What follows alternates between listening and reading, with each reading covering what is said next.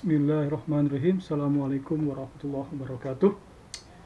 Baik kawan-kawan sekalian, Alhamdulillah kita ketemu lagi. Meskipun hari ini materi kuliahnya online lah ya. Materi ini sengaja Bapak buat untuk persiapan bagi teman-teman mahasiswa yang memang untuk persiapan sidang kompre AIK lah ya.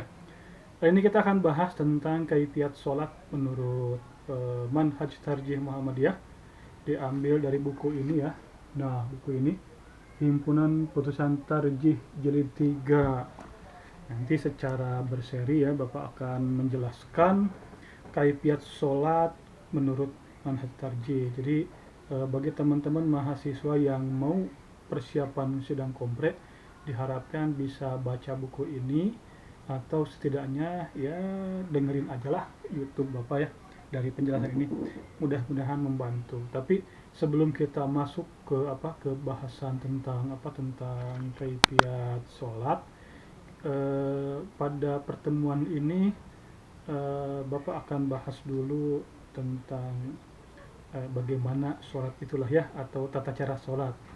Nah, nanti video berikutnya akan bahas tentang bacaan-bacaannya, apa yang dari mulai doa iftitah sampai tahiyat akhir. Nah, tapi hari ini kita akan bahas dulu. Jadi simak terus ya video ini, jangan sampai ketinggalan ya. Ini sebagai modal dasar untuk persiapan sidang kompre di AIK. Pertama, dalam buku ini di halaman 528 itu dibahas tentang tata cara sholat.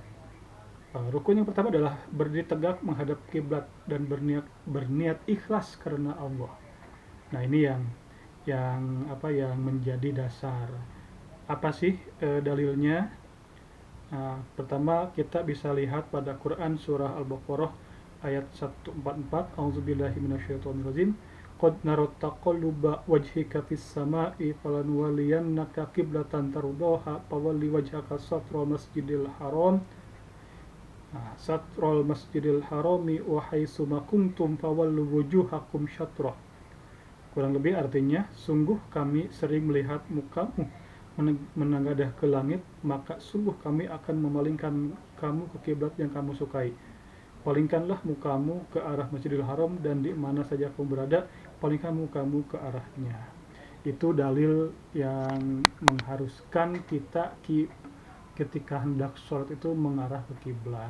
Jadi kawan-kawan sekalian, seperti yang sudah kita ulas pada materi-materi kuliah sebelumnya di kelas itu, jadi sholat itu ibadah mahdoh kategorinya, di mana dalam putusan Himpunan Majelis Tarjih yang jilid 1 kan ada ibadah ada ibadah khos ya. Nah, kalau sholat itu masuknya ibadah khusus kan gitu. Nah, maka sesuai dengan Sunan Tarjih, setiap ibadah khusus itu atau ibadah madhu itu wajib mengikuti dalil-dalil. Artinya tidak bisa ditambah dan tidak bisa dikurang-kurang, sifatnya pas gitu ya. Tidak bisa ditambih-tambih, tidak bisa dikurang-kurang. Jadi apa yang menjadikan sesuatu itu wajib? Dalil. Nah, itu ibadah mahdoh ya. Maka kalau ditanya kenapa sholat harus menghadap kiblat, jawabannya adalah perintah Al-Quran surat Al-Baqarah ayat 144. Nah, lalu untuk penjelasan berikutnya, di buku ini juga Tarjih mengutip hadis yang diriwayatkan oleh Ahmad. An Yahya bin Khalad qala Nabi sallallahu alaihi wasallam lil musii fi sholati idza aradta an tusalli fatawadda fa ahsin wudu'aka summa istaqbilal qiblata summa kabir. Nah, Nabi berkata kepada seorang yang belum benar salatnya, apabila engkau hendak sholat, maka berwudulah dengan baik, kemudian menghadapkan ke kiblat lalu bertakbir. Nah, itu dalil-dalil yang mewajibkan kita sholat itu menghadap ke kiblat. Lalu apalagi yang dikutip? Masih dalam kitab Ahmad. Nah, di sini Tarjih juga mengutip hadisnya. Nah, kurang lebih seperti ini hadisnya. An Anas bin Malik qala kana Rasulullah sallallahu alaihi wasallam idza arada an yusalla ala rahilatihi tatawuan taqbala qiblata fakabbara lis-sholati summa khola an rahilatihi fasolla haitsuma tawajjahat bih. Nah, ini juga Rasulullah apabila hendak mengerjakan sholat sunat di antara di atas kendaraannya, beliau menghadap ke kiblat lalu bertakbir untuk sholat, kemudian melepaskan kendaraan untanya, membiarkan berjalan, kemudian terus sholat ke arah mana kendaraan itu menuju.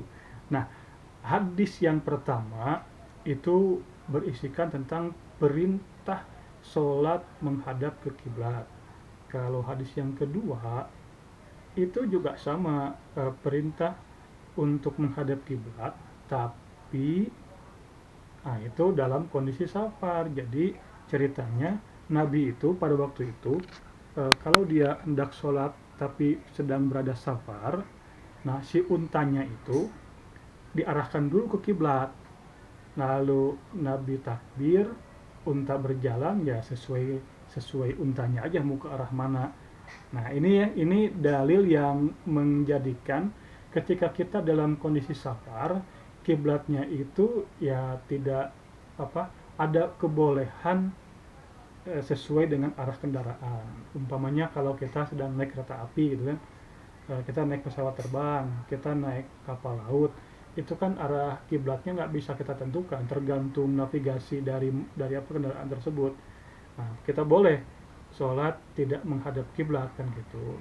Kalau memang dalam kondisi seperti itu, dalam kondisi yang dimana kita tidak punya kendali terhadap kendaraan yang sedang kita naiki, seperti ini ya, seperti kereta api umpamanya, pesawat terbang, kapal laut, atau kita naik bus umum gitu yang memang kita nggak bisa kendali penuh.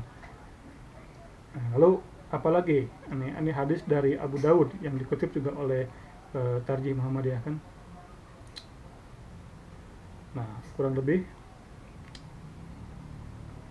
an Anas bin Malik anna Rasulullah sallallahu alaihi wasallam kana idza safara fa arada ayyatatawa'as taqbala binaqatihil qiblata fakabar summa sholahaisu wajjahu rikabuh. Nah, ini Abu Daud, bahwa Rasulullah apabila safar dan hendak mengerjakan sholat sunat, beliau menghadap dengan kendaraannya, untanya ke kiblat, lalu bertakbir, kemudian terus sholat ke arah mana kendaraannya menuju. Nah, artinya pada posisi itu ya Rasul pertama kali mengarahkan untanya ke kiblat dulu. Tapi ketika Rasul sudah khusyuk sholat, ya sudah, arah kiblatnya sesuai unta dia mengarah kemana. Nah, lalu apa dalil berikutnya? Ini dari hadis dari Muslim. An Ibnu Umar annahu qala kana Rasulullah sallallahu alaihi wasallam yusolli ala rahilatihi haitsuma tawajjahat bih. Nah, itu ya, bahwa Rasulullah SAW sholat di atas kendaraannya, untanya menghadap ke arah mana kendaraan menghadap. Nah, ini jadi tadi Al-Baqarah ayat 144 itu memerintahkan tentang arah kiblat ketika kita hendak sholat. Nah, itu ya, itu dalam kondisi ya, kalau kondisi normal ya, artinya kita sedang diam di sebuah tempat. Nah, lalu hadis-hadis penjelas tadi dari Abu Daud, dari Ahmad ya, dari Muslim itu menjelaskan bahwa ada fleksibilitas ketika kita dalam kondisi safar. Artinya ketika kita dalam kondisi safar, ya kita diperbolehkan sholat tidak menghadap kiblat sesuai dengan ya arah kendaraan itu lajunya kemana.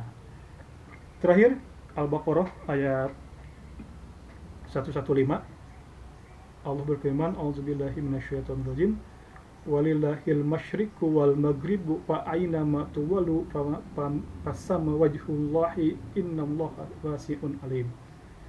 Dan kepunyaan Allah lah timur dan barat, maka kemanapun kamu menghadap, situlah wajah Allah. Sesungguhnya Allah Maha Luas, Rahmat lagi Maha mengetahui. Nah, Al-Baqarah ayat 105 ini mempertegas bahwa sesungguhnya ketika dalam kondisi safar, ke arah kiblat manapun kita sholat, itu jangan khawatir. Nah, karena di sini walillahi masyriq wal maghrib fa aynama tuwallu. Nah, ini ya, situ. Jadi kepunyaan Allah itu masyriq dan maghrib, barat dan timur. Nah, jadi kesimpulannya apa? Sholat itu wajib menghadap kiblat kalau kondisi yang normal seperti kita berada di sebuah tempat. Tapi dalam kondisi safar, maka kita bisa sholat di atas kendaraan yang arah kiblatnya itu ya sesuai dengan laju kendaraan tersebut, kecuali kalau kita pakai mobil pribadi, pakai motor pribadi. Nah, kalau hendak sholat kan bisa mencari dulu masjid sekitar musola atau di pom bensin yang dipastikan itu kiblatnya sudah terukur dan terarah. Nah, jadi rukhsah tentang arah kiblat itu terjadi apabila dalam kondisi safar di mana kita tidak memiliki kendali penuh terhadap terhadap kendaraan yang kita tumpangi, seperti tadi ya, kereta api, pesawat terbang, kapal laut, ataupun kita sedang naik bus umum lalu macet, diperkirakan tidak bisa tepat waktu pas waktu sholat, ya sudah, sholat saja di kendaraan tersebut dengan mengarah kiblat sesuai dengan kondisi kendaraan tersebut. Insya Allah itu sah sesuai dengan tuntunan tarjih Muhammadiyah. Itu saja yang bisa saya sampaikan. Wallahu alam. Yang benar hanya milik Allah Subhanahu wa taala. Billahi bisabil haq, fastabiqul khairat. Assalamualaikum warahmatullahi wabarakatuh.